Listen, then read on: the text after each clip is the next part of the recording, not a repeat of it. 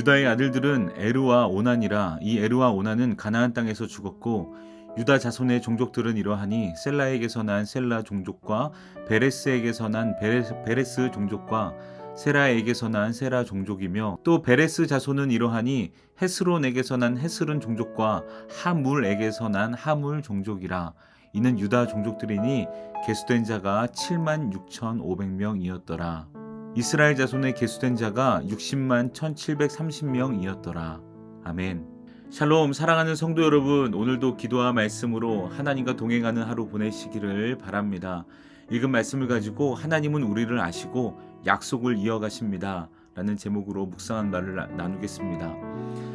오늘 본문은 사람들의 이름으로 가득 차 있습니다. 물론 저는 유다 족속에 대한 이야기만 읽었고, 그리고 전체 이스라엘 백성이 몇 명이었더라 라고만 읽었지만, 사실 오늘 전체 본문은 사람들의 이름으로 가득 차 있습니다.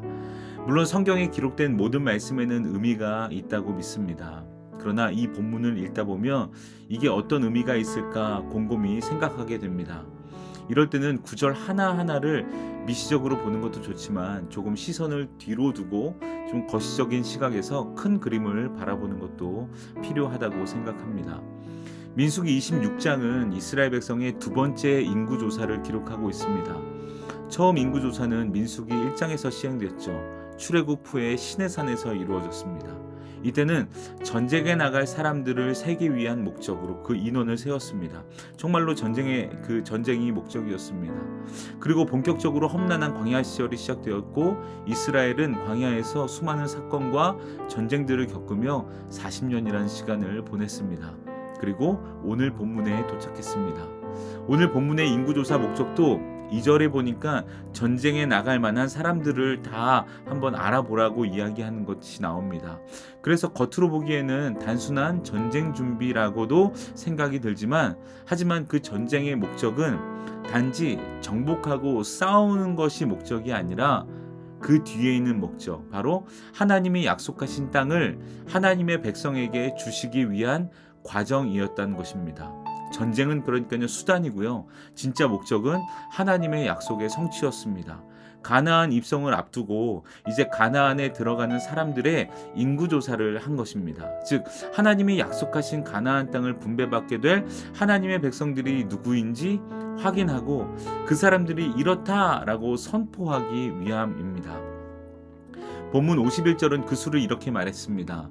이스라엘 자손의 계수된 자의 총계는 60만 1,730명이었더라. 그리고 그들의 이름을 앞서서 계속 쫙 나열합니다. 마치 합격자 명단을 부르듯 그 사람들 몇 명입니다, 이런 사람들입니다. 혹은 그동안 하나님을 믿고 수고한 사람들의 이름을 나열하듯 이름을 호명합니다. 물론 모든 사람의 이름이 다 기록되진 않았습니다. 각 지파를 대표하는 족장들이나 또 주요 인물들의 이름만 기록되었습니다. 가문과 대표의 이름을 부르는 것은 모든 사람이 포함되는 것이겠죠. 저는 이 장황한 명단을 보면서 그렇지, 하나님이 이들의 이름을 기억하고 계시지 라는 것을 묵상하게 되었습니다. 맞습니다. 하나님은요 이름을 아십니다. 지금 여기에 기록된 사람들, 또 기록되지 않은 사람들도 하나님은 그들의 이름을 다 알고 계십니다. 한마디로 이 본문은요 하나님이 다 알고 계신다 라는 것을 이야기해주고 있습니다. 하나님이 어떻게 그 많은 사람들의 이름을 다 기억하냐고요? 그건 마치 이번 주 말씀에 인용되었듯 어떻게 하나님이 세상을 창조할 수 있습니까? 라고 묻는 어리석은 질문과도 같습니다. 하나님은 우리의 수준과 다릅니다. 하나님은 단지 훌륭한 존재가 아니라 우리의 생각과 차원에도 계시지만 우리의 생각과 우리가 생각하는 차원을 뛰어넘으시는 분입니다. 그러니 우리가 경배하고 엎드려 예배하는 것이겠죠. 예수님께서는 마태복음 10장에서 하나님을 이렇게 소개하십니다. 너희에게는 머리털까지 다 세신 바 되었나니 라고 말입니다. 그렇습니다. 머리털까지 세신 하나님은 당신이 가장 소중히 여기시는 하나님의 사람들의 이름은 당연히 알고 계십니다.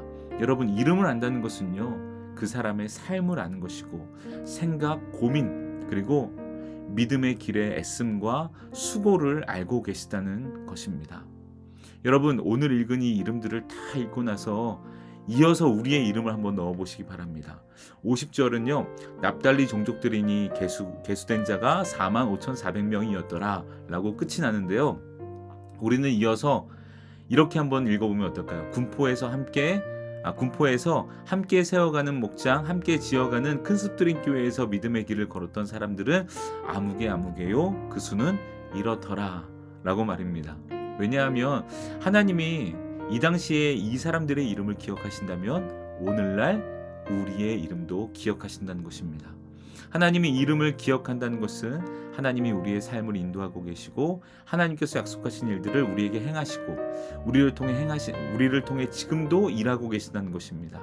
그러니 오늘 본문은 아무런 의미 없는 것이 아닌 우리 삶을 든든하게 하는 위로의 말씀인 줄 믿습니다. 여러분, 하나님이 우리의 삶, 생각, 고민 그리고 믿음의 길에서 겪는 애씀과 수고를 알고 계십니다.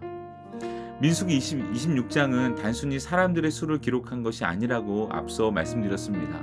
특히 이 장은 출애굽 1세대가 광야에서 죽고 이제 약속의 땅을 앞둔 그 다음 세대가 그 자리를 이어가고 있다는 것을 보여주는 세대 교체가 된다는 것을 보여주는 장면입니다. 즉 하나님의 언약이 이것은 끊기지 않고 계속 계승되고 있다는 것을 보여주고 있습니다.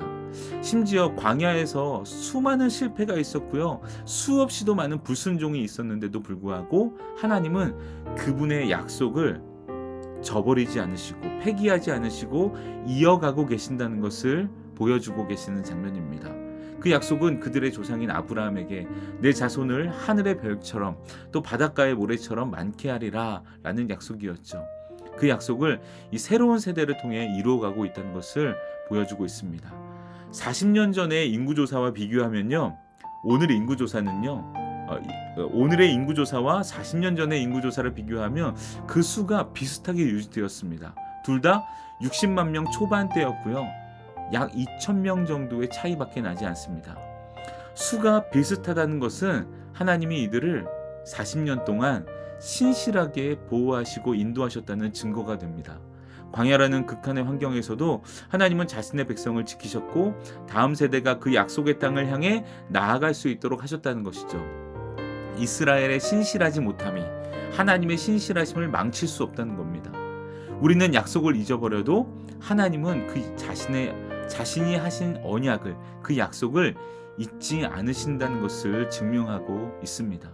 하나님의 신실하심을 나타내는 유명한 말씀이죠. 신명기 7장 9절은 그런즉 너는 알라 오직 내 하나님 여호와는 하나님이시요 신실하신 하나님이시라. 그를 사랑하고 그의 계명을 지키는 자에게는 천대까지 그의 언약을 이행하시며 인애를 베푸시리라. 여러분, 하나님은 신실한 분이십니다. 약속을 기억하시고 그 약속을 계속해서 이어가시고 성취하시고 완성시키시는 분이라는 것입니다. 여러분, 오늘 말씀 전체를 보면서요, 하나님은 이스라엘의 이름을 아시듯 우리의 이름, 우리의 삶, 우리의 애씀을 알고 계심을 잊지 마시기 바랍니다.